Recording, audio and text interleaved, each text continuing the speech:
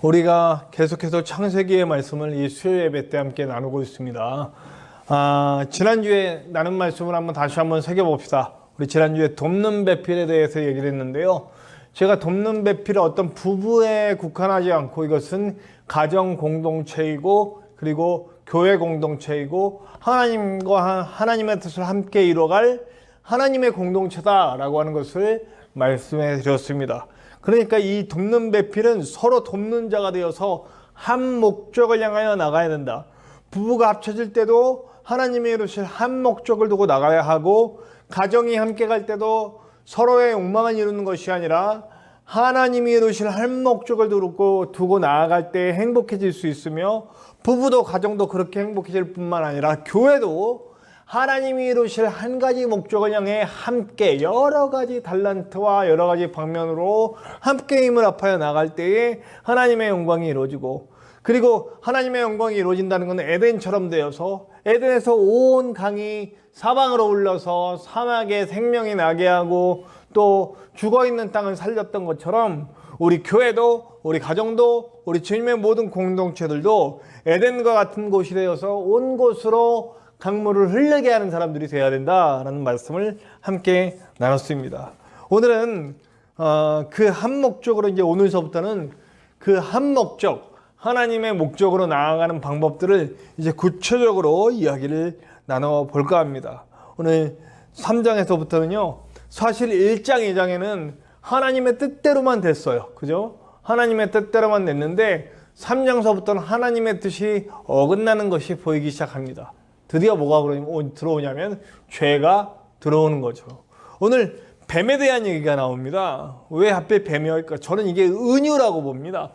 뭐냐면 그 뱀의 속성을 들어서 사탄의 속성을 즉 뱀을 얘기하고자 하는 것이 아니고, 사실은 이 뱀을 통해서 역사한 사탄을 이야기하고 싶은 거죠. 뭐 사탄이 언제부터 있었냐는 것은 또 이야기가 길어지겠습니다만, 사실은 창세 이전에 하나님을 보좌하던 천사들이 있었죠. 천사들을 먼저 창조하시고 천군 천사들이 있었고, 그 천군 천사 중에 하나님을 배반한, 그것도 역시 죄 때문에, 욕심 때문에, 하나님처럼 되고 싶은 욕심 때문에 죄가 들어가서 하나님으로부터 징벌을 받아 떨어진 그런 타락한 천사들이라는 것을 제가 말씀을 드린 적이 있고, 앞으로 나중에 또 한번 이런 얘기들을 할 얘기가 있을 거라고 봅니다. 어쨌든 그런 사탄의 세력, 하나님과 반대하여 인간과 하나님의 사이를 이간질하는 이 사탄의 세력이 뱀과 같았기 때문에, 왜 고대 근동의 뱀은요, 이렇게 모래 속에 숨어 있어요. 그러다가 아무도 모르게 있다가 싹 지나갈 때 아닌 것처럼 하다가 싹 나와서 물어서 먹이를 먹거나 사람에게 해를 입히거나 심지어는 생명을 빼앗거나 이런 일들을 뱀들이 모래 속에 숨어서 했거든요. 몰래 이렇게 간교하게 숨어 있다가 공격하니까. 사실 우리나라에서는 안 통할 것 같아요. 우리나라에서는 뱀이 나오면 잡아버리잖아요. 네, 물론 뱀을 무섭기는 하지만 우리나라는 뭐 뱀이야 하면서 노래도 있잖아요. 근데 이 뱀이 우리나라에서는 뭘로 하면 돼요? 우리나라의 전통으로 따지자면 뭐 구미호 뭐 이런 거랑 비슷할까요? 그러니까 사람을 속여서 거짓말을 치고 이렇게 유혹을 해서 죄짓게 만드는, 생명을 뺏기게 만드는 그런 존재였기 때문에 고대 근동의 뱀으로 표현이 된 거죠. 이게 하는 게 뭡니까? 그들을 하나님으로부터 떨어뜨려서 하나님의 말씀에서 멀어지게 하고 하나님의 말씀을 따르지 않게 해서 유혹해서 하나님으로부터 떼어내는 작업을 하는 겁니다. 사탄은 이런 작업을 하는 거예요. 그러니까 우리가 하나님의 목적으로 향해서 나가는데 가장 방해되는 그 사탄의 그 실수는 하나님과 우리를 떼어놓는 것이에요. 그래서 하나님과 우리를 떼어놓기 위해서 가장 먼저 하는 일이 뭐냐면 거짓말, 유혹을 통해서 거짓말을 하죠. 근데 거짓말을요, 그럴싸하게 친다는 게 문제가 되는 겁니다. 굉장히 그럴싸하게 치죠. 특히 말씀을 가지고 와요. 제가 오늘 함께 소개드릴 말씀은 우리가 유혹받은 여러 사람들이 있습니다만, 가장 대표적으로 승리하신 분, 우리 예수님을 들 수 있지 않겠습니까? 그 예수님이 어떻게 이기셨는가? 여러분, 마태복음 4장 1절부터 10절 읽어드릴게요. 그때에 예수께서 성령에게 이끌려 마귀에게 시험을 받으러 광야로 가사 40일을 밤낮으로 금식하신 후에 줄이신지라. 시험하는 자, 이 사탄입니다. 시험하는 자가 예수께서 나와서 이르되 내가 만일 하나님의 아들이거든 이 돌들로 떡덩이가 되게 하라. 4절 굉장히 중요합니다. 예수께서 대답하여 이르시되 기록되었으되 사람이 떡으로만 살 것이 아니요 하나님의 이름으로부터 나오는 모든 말씀으로 살 것이니라. 기록되었으되 하나님이 우리에게 말씀을 주셨으다. 그러니까 말씀, 우리 성경을 통해서 우리에게 하나님이 말씀하신 것을 얘기합니다. 그러니까 말씀에 붙들려서 말씀으로 이기시는 겁니다. 우리가 말씀을 많이 알아야 되고 말씀을 많이 묵상해야 되고 말씀의 원리를 알아야 되는 이유는 바로 이겁니다. 그 말씀의 원리를 갖고 있어야만 그 원리대로 살 수가 있거든요. 돌을 떡으로 되게 하라 라고는 그 공격을 통해서 그 육신의 그 허기짐을 통해서 나오는 유혹을 예수님은 어떻게 이기십니까? 말씀으로 이기시죠. 사람이 떡으로만 살 것이 아니요 이렇게 하면서 이기십니다. 그 다음에는 그러니까 그 다음에 뭐라 그러냐면 이제는 말씀을 변질시켜서 가지고 옵니다. 보면요 5절에서 6절 보면 이에 마귀가 예수를 거룩한 성으로 데려다가 성전 꼭대기에 세우고 이르되 내가 만일 하나님의 아들이여든 뛰어내리라. 기록되었으되 그가 너를 위하여 그의 사자를 명하시리니 그들이 손으로 너를 받들어 발이 돌에 부딪히지 않게 하리로다. 하나님이 지키신다는 약속을 이렇게 이용하는 겁니다. 이게 어디 자신의 명성을 드러내기 위해서 자신의 그런 어떤 능력이 내가 이런 능력을 가졌다는 걸 드러내기 위해서 이 말이 사용됩니까? 근데 그 말을 가져와서 그런 데다 갖다 붙이는 거죠. 이게 바로 사탄의 방법입니다. 그런데 그렇게 잘못된 변질된 말씀으로 다가올 때도 예수님은 어떻게 합니까? 7절에 예수께서 이르시되 기록되었으되 주 너의 하나님을 시험하지 말라. 정확하게 변질된 말씀은 진리의 말씀으로 받아쳐서 이기십니다. 마지막으로도 어떻게 하냐면요 8절에 마귀가 또 그를 데리고 지극히 높은 산으로 가서 천하 만국과 그 영광을 보며 이르되 만일 내게 엎드려 경배하면 이 모든 것을 내게 주리라. 이에 예수께서 말씀하시되 사단아 물러가라. 기록되었으되 주 너의 하나님께 경배하고 다만 그를 섬기라 하였느니라. 아주 교묘하게 여러 가지 우리의 욕망을 자극하고 그 욕망, 육신의 욕망, 명예의 욕망, 권위의 욕망, 여러 가지 우리 안에 가득 차 있는 욕망들을 자극해서 그 욕망에 답하도록 만드는 게 사단인데 그 욕망을 이길 수 있는 건 역시 말씀이다. 말씀의 원리를 아는 사람들은 그 내 욕심을 자극하는 그 유혹에 넘어가지 않는다는 거죠. 예수님은 말씀으로 이 모든 것들을 이기십니다. 근데 보세요. 오늘도 우리 사탄이랍니다. 자, 사탄은 하나님의 말씀을 교묘하게 조작해서 우리에게 옵니다. 사탄은 교묘하게 다가와서 뭐라 그러냐면 동산의 모든 것들을 먹지 말라 하더냐? 하나님은 안 그러셨거든요. 먹지 말라 한 것이 있는 거지 모든 것을 먹지 말라 하더냐? 이런 식으로 옵니다. 그러니까 우리의 부정적인 그 마음속의 것들을 자극하는 거예요. 교회도 마찬가지고 교회의 문제점, 가정의 문제점, 그 문제점을 드러내서 이것 때문에 문제다. 이것 때문에 망한다. 이것 때문에 안 된다. 이렇게 하는 거예요. 너는 이것 때문에 안 돼. 너는 이것 때문에 망해. 이런 식으로 한다는 거죠. 제가 전에 다니던 교회 청년들하고 톡방이 있는데 그 톡방에서 어떤 얘기가 나오냐면 어떤 친구가 사진을 올렸어요. 딱 보자마자 어우 잘 나왔네. 저는 그랬어요. 굉장히 사진이 잘 나왔다. 예쁘게 잘 나왔다. 이 말 하려고 그러는데 딱 밑에 댓글이 스스로 댓글을 답니다. 뭐라고 답냐면 눈이 너무 삐뚤어졌어요. 네. 내 눈은 왜 저런지 몰라요. 이런 식으로 올라왔어요. 네, 눈이 살짝 삐뚤어졌더라고. 아니 참 인간의 심리가 묘한 게 난 처음에 왔을 때 와 사진 되게 잘 나왔다 멋지다 이러려고 그랬는데 그 눈이 살짝 삐뚤어졌다 보니까 그 삐뚤어진 게 보이는 거예요. 그래서 진짜 눈이 삐뚤어져 보니까 삐뚤어진 눈만 보이는 거예요. 참 사람의 심리라는 게. 그래서 제가 바로 저는 댓글을 야 보니까 나는 이 사진이 정말 멋지게 보였다. 나는 정말 이 사진이 너무 멋져서 야 너 정말 누구세요? 할 정도로 혹시 연예인이세요? 할 정도로 그랬는데 네가 눈이 삐뚤어졌다는 그 얘기를 듣는 순간 삐뚤은 것만 보이더라. 우리 그러지 말자. 부정적인 것들만 보고 넘어지지 말고 전체적으로 보면 이건 사실 굉장히 잘 나온 사진이잖아.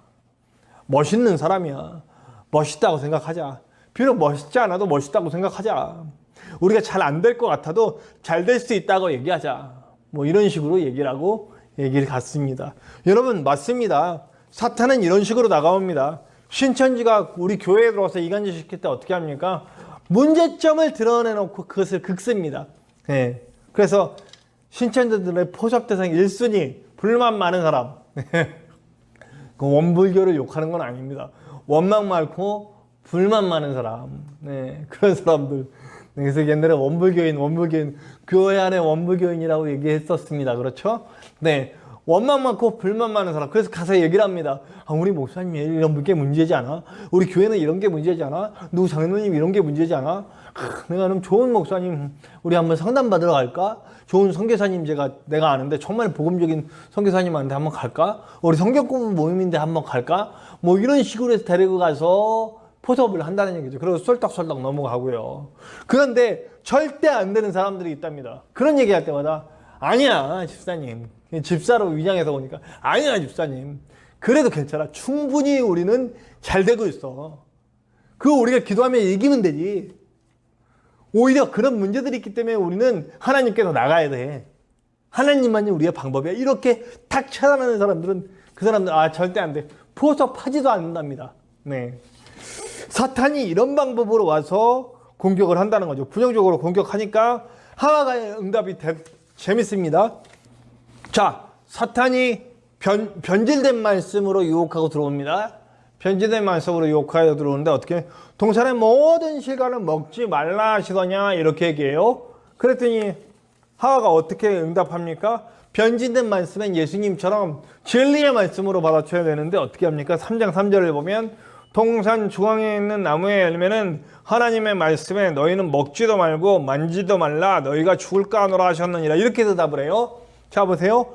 만지지도 말라 먹지도 말고 만지지도 말라 너희가 죽을까 하노라 하셨느니라 이렇게 대답합니다. 근데 원래 하나님이 하신 말씀은 뭡니까? 자 창세기 2장 16절 17절 봅시다. 여호와 하나님이 그 사람에게 명하여 이르시되 동산 각종 나무의 열매는 내가 임으로 먹되 17절 선악을 알게 하는 나무의 열매는 먹지 말라 만지지도 말라라는 말 없어요. 그 너희가 먹는 날에는 아까 뭐라 했어요? 죽을까 하노라가 아니라 반드시 죽으리라 하시니라. 죽을 수도 있다라고 이 하와는 그렇게 표현하는데 사실 말씀은 반드시 죽으리라 입니다. 자, 저거 먹는다고 꼭 죽을까 하는 의심이 들어온 겁니다. 하나님의 말씀에 의심이 들어왔어요. 그 의심이 들어오니까 사단은 바로 받아먹습니다. 안 죽어. 절대 죽지 않는다. 그리고 그거 따먹습니다. 아, 그렇구나. 내 욕망에 이건 뭡니까? 하와 안에 또 아담 안에 아담도 바로 받아먹잖아요. 네, 아담이 우리가 자꾸 하와가 더 죄졌다라는 식으로 가면 아주 비복음적인 겁니다. 아담이 하와가 줬을 때 아담은 뭐 아주 작은 욕 그렇게 속이거나 이런 것도 없어. 그냥 받아 먹을래 했더니 그냥 먹었어요. 자, 인간 안에 저 선악과는 우리에게 안 되는 것임을 알고 거길 예배의 장소로 삼고 우리의 인간의 한계를 느끼고 하나님께 엎드리는 장소로 만들지 않고 저걸 떼어놓고 싶다는 욕망들이 항상 있는 거예요. 저거를 따먹을 수만 있다면 우리한테 모든 게 가능하다. 뭐 이런 식으로 생각할 수도 있고 하지 말라고 먹지 말라고 한 저 열매를 항상 먹고 싶었던 거예요. 죄 짓지 말라고 했을 때 죄 짓고 싶은 욕망들이 우리 안에 항상 있는 거예요. 그렇기 때문에 변질시키죠. 반드시 죽으리라. 먹지 말아라는 거예요. 만지지 말란 말은 하지도 않았어요. 근데 하나님을 더 부정적으로 만드는 거예요. 하나님의 명령을 더 부정적으로 만드는 거예요. 하나님 어떻게 만질 수도 있는데 그건 만지지도 말라라고 하는 말까지 넣었다라는 거예요. 그러니까 하나님의 명령을 더 부정적으로 만들어 놓고 징벌에 대해서는 그러지 않을 수도 있다라는 식으로 이렇게 만들어 놔버렸어요. 이렇게 오류가 들어올 수 있는 그 여지를 준 거죠. 그러니까 사단이 헛개문 그 부분을 확 치고 들어와서 안 죽는다라는 식으로 받아치는 거죠. 반드시 죽으리라가 죽을 수도 있다가 되고 안 죽는다가 되는 겁니다. 그래서 이런 식으로 가서 결국 말씀을 따먹죠. 말씀이 제대로 있지 않으니까, 말씀의 원리가 제대로 있지 않으니까 그냥 넘어가는 거죠. 우리가 말씀의 원리가 뭡니까? 말씀의 원리. 제가 늘 얘기하지만 사랑의 원리입니다. 하나님은 내 목숨보다 사랑하고 내 이웃을 내 몸처럼 사랑하라. 이 원리 속에 다 들어있다. 모든 말씀이 이 말씀을 지키기 위해서 하나님과의 깊은 사랑의 원리, 그 사랑으로 이웃을, 인간과 그 모든 관계들, 하나님과의 관계, 이웃과의 관계가 사랑으로 맺혀져 그 연결되어 있는 관계를 만들어가는 것이 기독교인이 되어야 됩니다. 그래서 그 사랑을 이루는 사역을 우리는 해가는 거고요. 근데 거기에 내 욕심이 끼어드니까 이 사랑의 원리, 기본 원리가 파괴됩니다. 자, 하나님과의 관계가 파괴되고 인간과의 관계가 파괴되는 모든 시작은 바로 우리 안의 욕망입니다. 네. 말씀을 내 마음대로 받고 내 마음대로 해석합니다. 물질적으로 해석하고 성공주의에 갖다 붙이고, 네.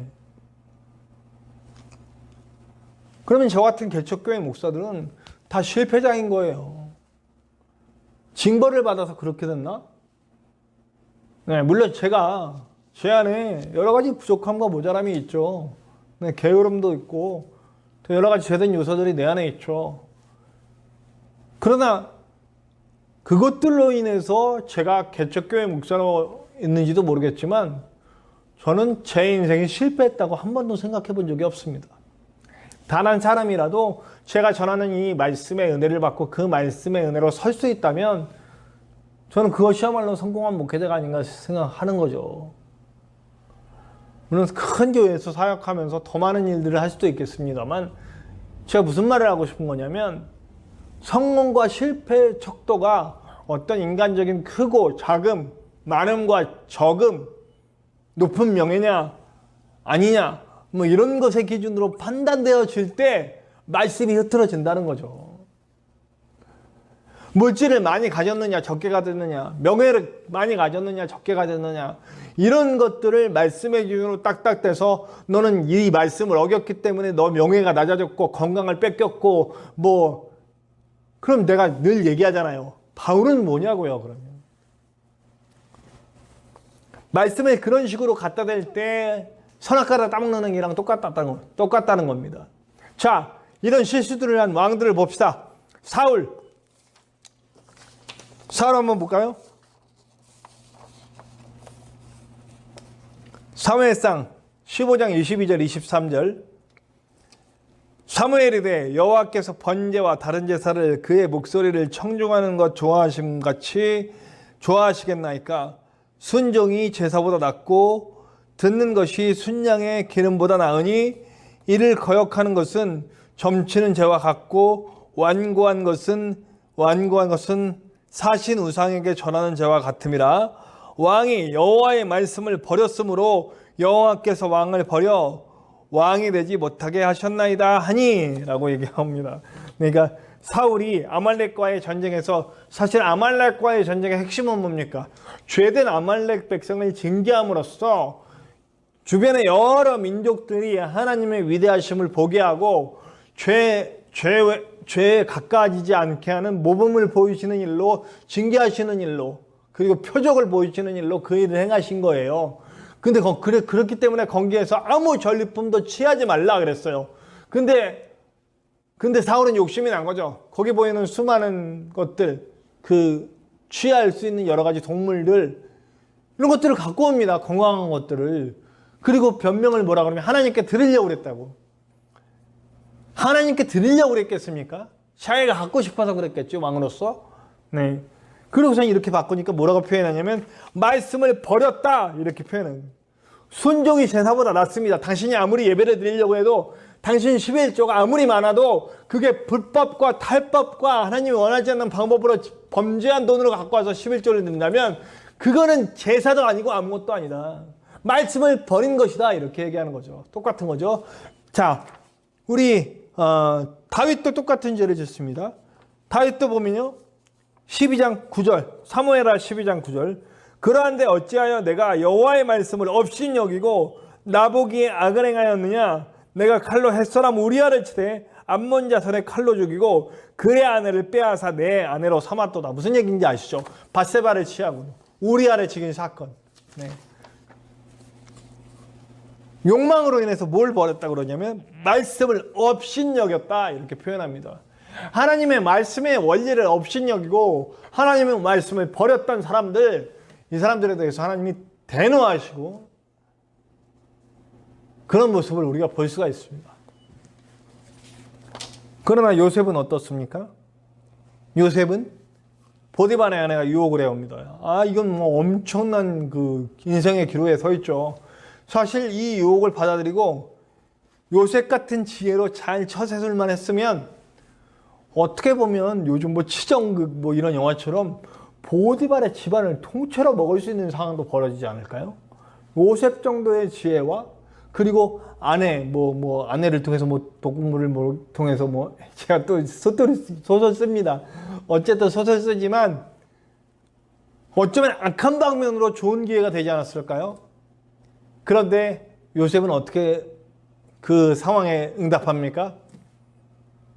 내가 하나님 앞에서 어떻게 이런 큰 죄를 짓겠습니까? 하고 자신이 사실 이 유혹을 받아들이지 않으면 인생 나락으로 떨어진다는 걸 못 보겠습니까? 인생 나락으로 떨어진다 할지라도 하나님의 길을 떠날 수 없습니다. 이거잖아요. 다니엘은 어떻습니까? 다니엘은 왕의 그 신상, 그 당시에 왕이 신과 같이 여겼던 그 왕의 명령으로 인해서 한 달 동안만 하나님께 예배하는 걸 멈춰라. 한 달 동안만 하나님께 예배하는 걸 멈춰라. 타협할 수 있잖아요. 충분히. 예. 이거 안 하면 한 달 동안 어떤 신에게라도 예배를 하면 잡아다가 사자굴에 넣겠다. 왕이 사실 다니엘을 굉장히 아꼈잖아요. 아끼는 상황이었고 왕도 그렇게 꽉 막힌 왕이 아니었어요. 사실 그 한 달 동안은 왕에 대한 충성심에 대한 시험이었어요. 각 나라의 신들을 다 섬기게 해줬어요. 포로로 많이 잡아온 그 민족마다 각자 신을 섬길 수 있도록 해줬어요. 다니엘도 얼마든지 하나님께 매일매일 동쪽에 3번 예배 드릴 수 있게 해줬다고요. 그거 갖고 뭐라고 한 적 한 번도 없어요. 그러나 단 한 달만 그렇게 해라. 네. 자, 우리가 코로나로 인해서 이걸 잘 세특해야 됩니다. 코로나로 인해서 우리가 교회에 모여서 예배를 못 드렸어요. 네. 저는 교회에 꼭 모여서 예배를 드려야만 예배가 아니라고 분명히 말씀을 드렸습니다. 여러분, 북한에서도 모여서 예배 못 드려요. 지금 어떻게 해요? 지하에서 숨어서 이불 속에서 라디오 틀어놓고 예배합니다. 그거 가짜 예배입니까? 아닙니다. 우리 지금 코로나 사태가 끝나지 않아서 예배를 모여서 예배드리지 못하고 지금도 인터넷으로 예배드리고 있는 분들이 있어요. 인터넷으로라도 정말 준비된 마음으로 하나님께 예배하는 자들이 있을 때에 그게 진짜 예배인 거죠. 꼭 모여라는 얘기가 아닙니다. 예배 멈추는 일을 하지 말라는 얘기입니다. 예배는 끊임없이 계속 가야 됩니다. 하나님께 예배하는 일이 멈춰서는 안 됩니다. 좋은 기회다. 이번에 좋은 기회다. 사실은 제가 그런 얘기를 합니다. 지금 걸러내시는 시기일 수도 있겠다. 이 코로나를 통해서 교회를 무너뜨리고 다시 세우시는 시기가 될 수도 있겠다. 네. 정말 신앙도 없고 믿음도 없이 교회만 왔다 갔다 하시는 분들이 많이 지금 교회를 떠났습니다. 네. 거기에는 여러 가지 이유가 있겠지만 그러나 진정한 예배자들은 하나님께 다시 모여서 다시 세울 그날, 남은 자들이 다시 세울 그날이 올 것입니다. 그런데 이 남은 자들이 해야 될 일이 뭡니까? 예배를 멈추면 안 됩니다. 인터넷을 통해서건 아니면 집에서 혼자 묵상을 통해서건 언제든지 예배를 멈춰서는 안 됩니다. 다니엘은 죽음을 눈앞에 둔 사자굴에 들어갈 눈앞에 둔 그 앞에서도 하나님의 말씀 붙잡고 예배하는 일을 멈추지 않았죠. 하나님이 원하시는 길을 갔습니다. 자, 우리 눈앞에도 사탄은 이런 식으로 다가올 겁니다. 유혹해 올 거예요.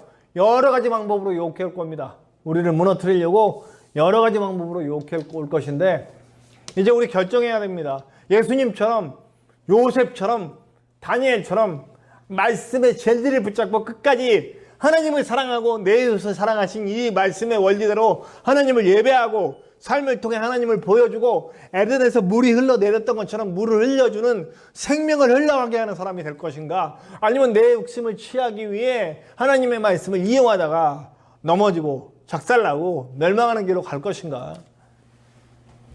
우리 부디 오늘 저와 여러분은 선악과가 내 욕망대로 그 선악과 말씀을 변질시켜서 그 선악과를 따먹고 하나님과 등지는 자들이 아니라 선악과 앞에서 오히려 하나님의 말씀 받는 자리로 만들고 나의 연약함을 깨닫고 하나님께 엎드리는 자로서 생명을 퍼뜨리는 하나님과 깊은 교제 속에서 하나님의 영광을 드러내는 자들의 그 길을 선택하는 저와 여러분들 되시길 바랍니다.